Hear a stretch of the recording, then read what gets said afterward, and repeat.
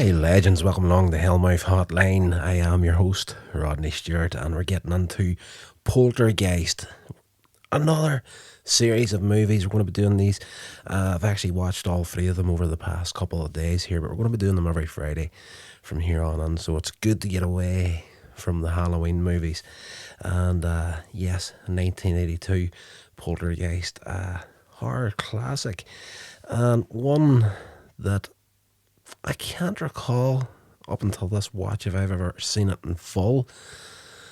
But it's one of these movies, again, that as a child I had memories of freaking out, having seen it on TV randomly while I'm channel hopping late at night. Whenever I seen this, I must have been somewhere in the region. I was born in 79, so it had to be somewhere around, this came out in 82, so I'm pretty sure probably 85, 86.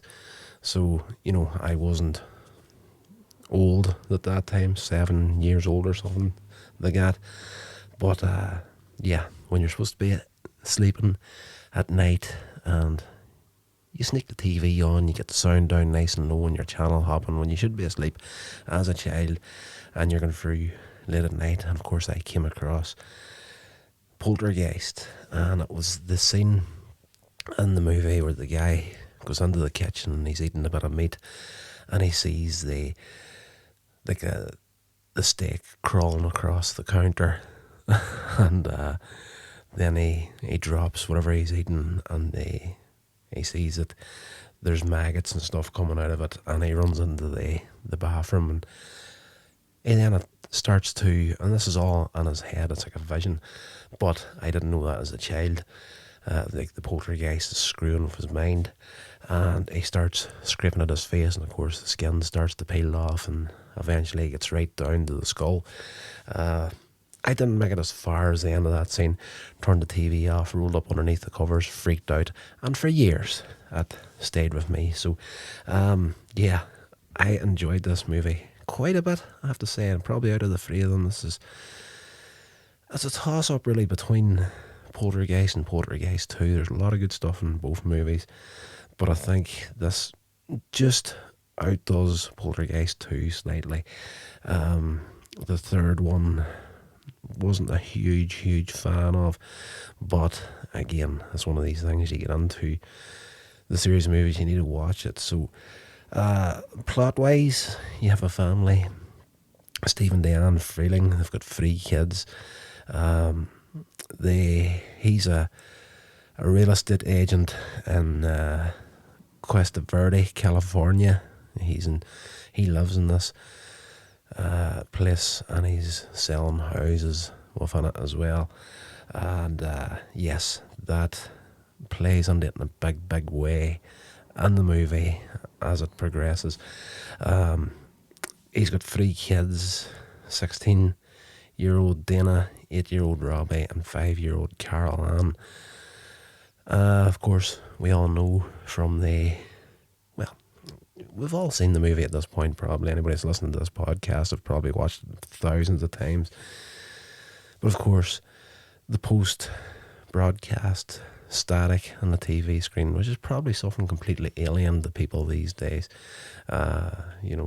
Everything's streaming now, and I can't remember the last time I seen the static on a TV screen, but they play that in a great way in this movie to freak people out, and she starts to hear voices and she's talking through this TV. Now, do you have to say, if you haven't seen Poltergeist before and you fancy sitting down to watch it and you happen to come across this podcast before you do it, if you are photosensitive in any way, watch this movie in a well-lit room when they have the static on the TV, the snow, let's just call it.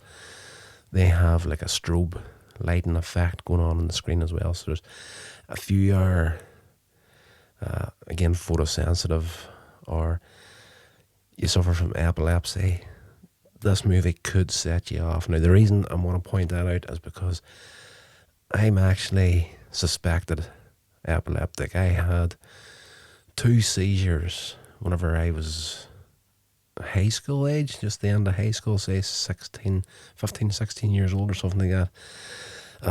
Only ever had two in my life, but it kind of labels you, and since that, I have always been very wary of the things that would affect me in that manner.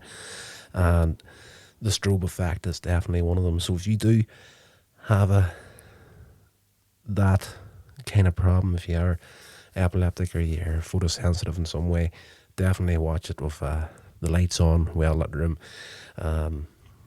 So yes, over a couple of nights, she gets up during the night and she's talking to somebody within the TV. The second night, there's an earthquake. Just after a hand emerges from the screen, and then there's like a force escapes from the TV and into the wall in the room behind her, and she has that line, declares, "They're here." So the following day, the house is filled with crazy events. A glass of milk breaks, silverware bends, furniture moves on its own. One thing I do have to say before we go any further in this is the family dynamic in this movie is flipping fantastic. It's really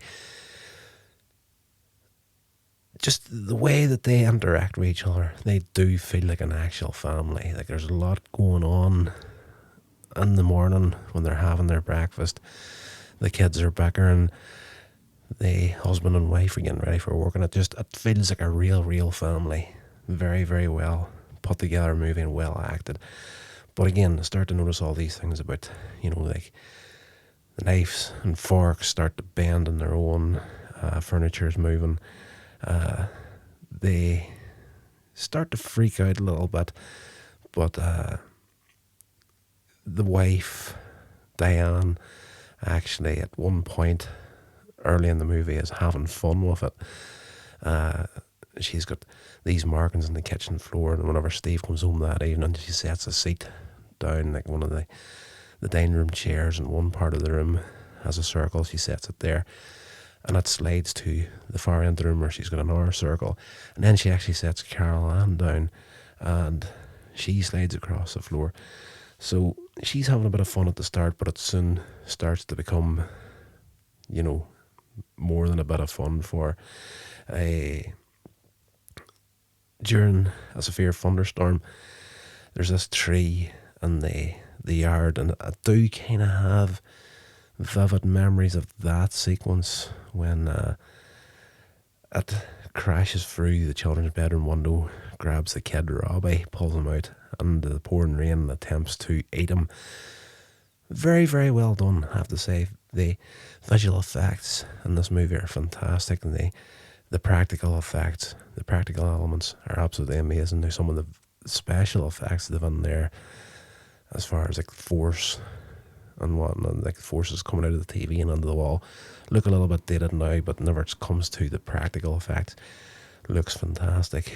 But as they're out trying to save Robbie, they rush back, and Carol Ann is pulled into a portal in her closet in the bedroom.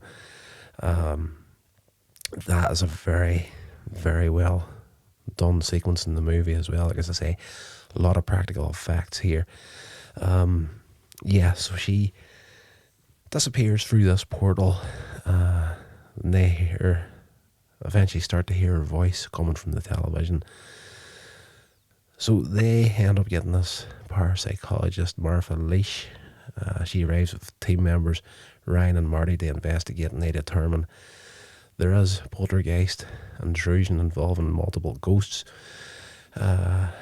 Meanwhile, Steve learns from his boss that the Cuesta Verde, hopefully I'm saying that right, the development was built on a former cemetery, but the graves were moved to a nearby location. So his boss has come up with this idea of starting a new development up on a hillside, and you could live here and see down across the old development.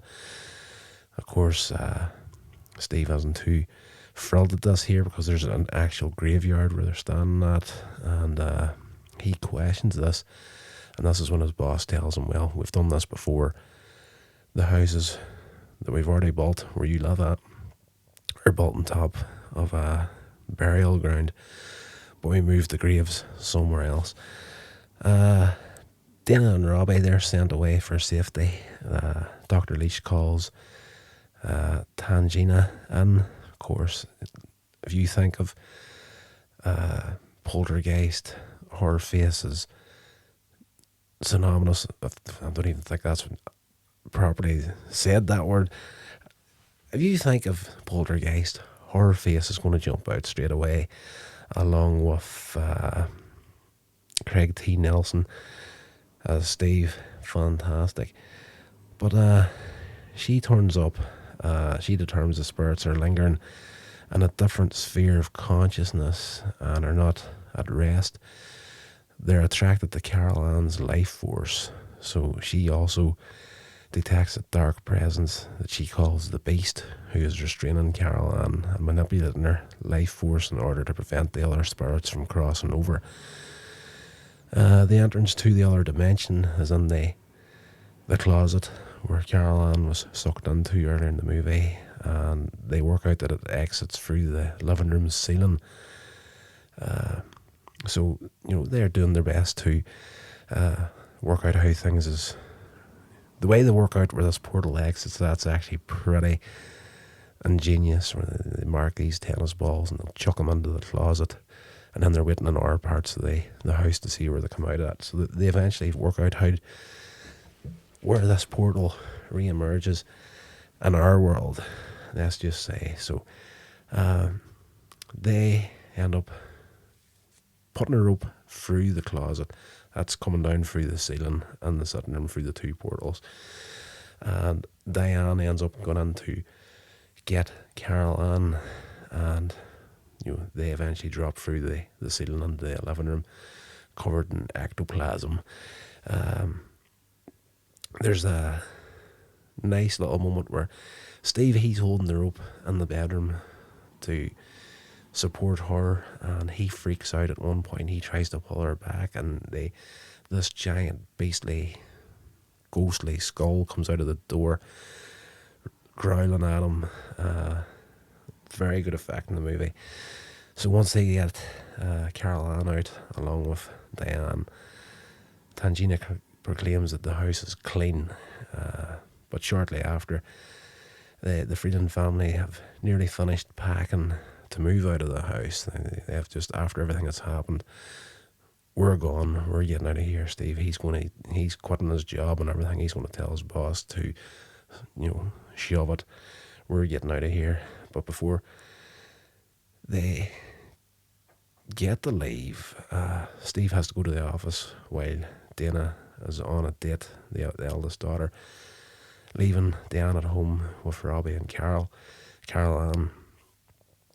The Beast then comes back, ambushes Diane and the children, aiming for a second kidnapping attempt. The unseen force drives Diane into the backyard in the rain, where she stumbles into the flooded swimming pool that they're trying to build. As she's down in that, these corpses start to float to the top. Coffins come up all around her. Diane crawls out, rushes back into the house, and she rescues the children, and they escape to the outside as more coffins and bodies start erupting from the ground all over the place. Now, these visual effects of coffins and corpses coming up out of the ground are absolutely breathtaking. Like, the practical effects, again, it's just so well done. The money and the budget they had for this movie was so well used. Fantastic. So eventually Steve gets back, accompanied by his boss. Mayhem is happening, and he realizes that only the gravestones were relocated whenever they built this housing development. He grabs his boss by the throat. You left the corpses, you moved the headstones, but you left the fucking graves, Excuse my French. So he manages to get the family out. They jump into their car. Dana arrives. They get her into the back seat. They flee Cuesta Verde as the house implodes into the portal. Like, this beast, whatever it is, not happy that he didn't get hold of Carol Ann again, just takes the whole house at the end of the movie. This is leaving everybody in the neighbourhood standing watching. Steve's boss and the neighbours, they're stunned as they look on. At the end of the film, we see the family checking into a room at a hotel. They close the door and you expect the film to fade to black at this point. But the door opens again and Steve chucks the TV outside the hotel room and goes back in again. After the way everything started, with Carol Ann talking to the TV, he's done with TVs and that's the end of it. End of movie. Fan-bloody-tastic. I had no idea, like, this is directed by Toby Hopper, but I had no idea that Steven Spielberg had a hand in this. It's a story by Spielberg, the screenplay by him, Michael Grace and Mark Victor. The reason Spielberg wasn't directing, it was his story, and he was screenplay on there as a producer as well. He was contractually unable to direct another film when he made E.T., so Hopper was selected based on his work on the Texas Chainsaw Massacre and Funhouse. Spielberg conceived Poltergeist as a horror sequel to his 77 film Close Encounters of the Third Kind. I didn't know that. Titled Night Skies. However, Hopper was less interested in the science fiction elements and suggested that they collaborate on a ghost story. So that's interesting. That's new info for me. I count stuffer as to the level of Spielberg's involvement, but it is clear that he was frequently on set during filming and exerted significant creative control. For that reason, some have expressed the view that Spielberg should be considered the film's co-director or even main director, though both Spielberg and Hopper have disputed this. Unreal. I had a great time with this movie, and I've actually been reading up on some of the rumours that popped up around this movie, and there's some dark stuff as far as the Poltergeist curse, I believe it's called. I don't know, see, like, budget was $10.7 million for this, and the box office it got $121.7 million. So huge success. But yeah, first thing I noticed in the second movie is there's no sign of the eldest daughter in part 2, and there's a reason for that. She actually died in real life. Poltergeist, let me see. Geist.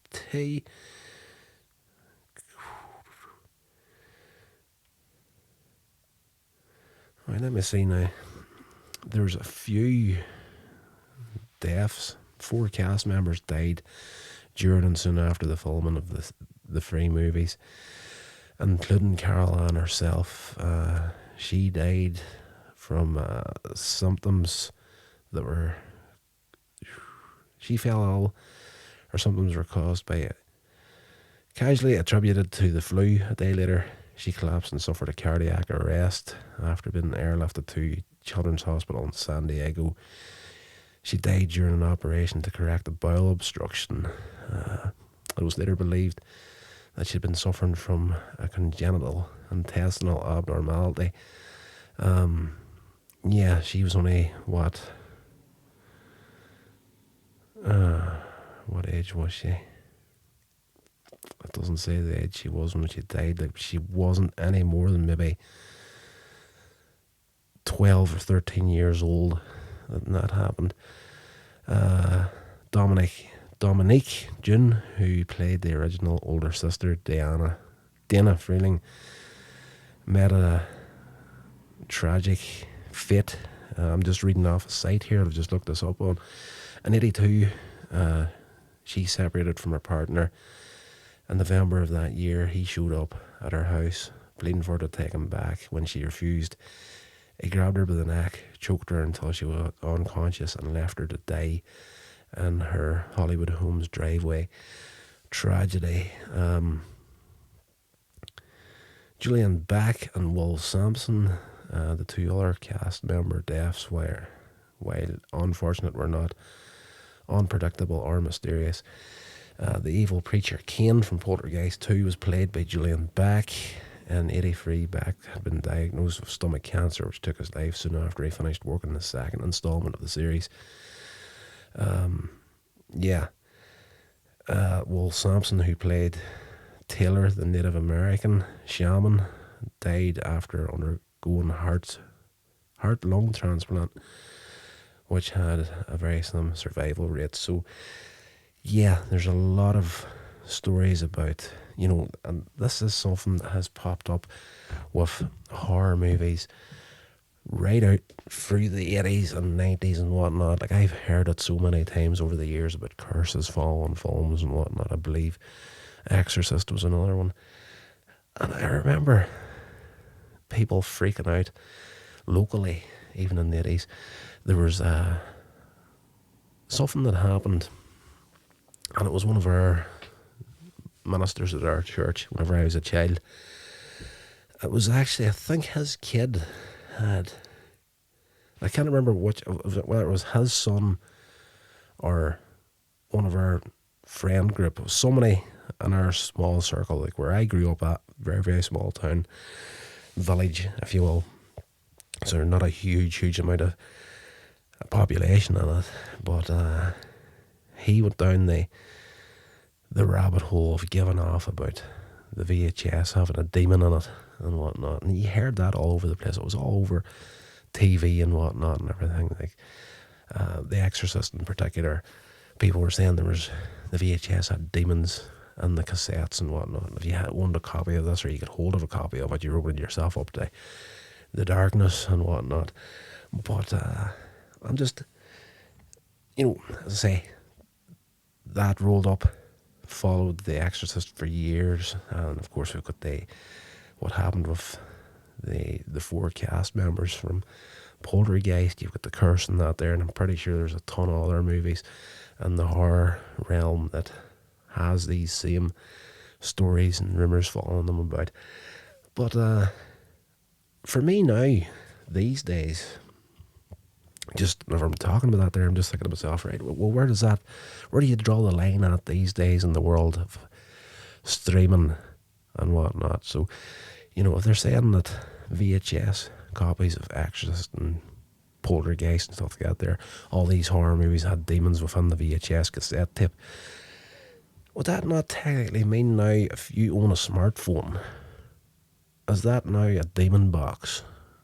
If you take that same mentality of any VHS that had a horror movie on it, you can stream absolutely anything into any smartphone right now. Your laptop, your TV, you name it, anything connected to the internet now, you've got full access to every movie under the sun at a touch of a button. So does that mean that everybody has a smartphone now, has a demon hiding in their pocket? Food for thought. Just want to put that out there just to freak a few people out. But that's going to do it for this episode, guys. I hope you enjoyed it. If you did, please let me know in the email, hellmouthhotline@gmail.com. Share the show along, rate and review, all that good social media stuff. And until the next episode, whatever you're doing, stay safe, and I'll talk to you all then. This has been a production of Coins Age Media. Thank you so much for listening.